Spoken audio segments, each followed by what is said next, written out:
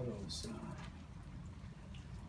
I think these were used, in all the events, Yes. But this was driven from the line shaft. Another trolley that went over the line shaft, but for some reason, I guess, the risk management people kind of put the kibosh on running some of these other machines with the line shaft. Oh, Because, well, obviously there's no belt guard. right. I would like to have been able to demonstrate some of this stuff. And this one back here, this was a real giant. But at one time, this thing would rotate, and I'm not sure, how big the axe was to sharpen with this thing, but it must have worked. But I'd like to have some of this stuff a little bit more uncluttered so people could see it. This is where you keep the coal. Yeah. I'll say this is the first time I've seen this. So There's so much to look at in here. so we just dump the coal in there, and then that mouse hole in the bottom is where we can just shovel it out. Mm-hmm.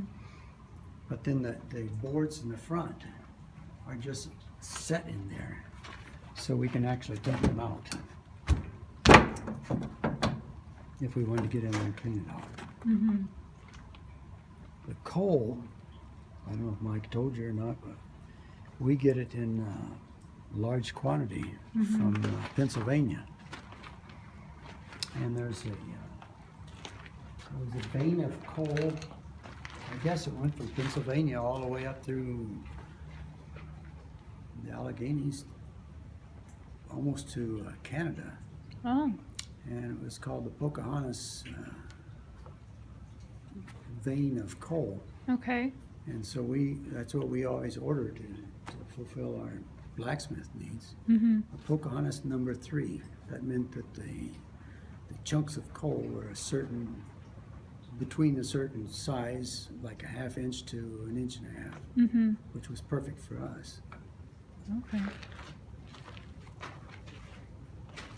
But that coal, there's a big pile of it over in that house, where the old Yes. barn is practically falling down. Well, you probably have seen that then. Mm-hmm. But it's been real good coal.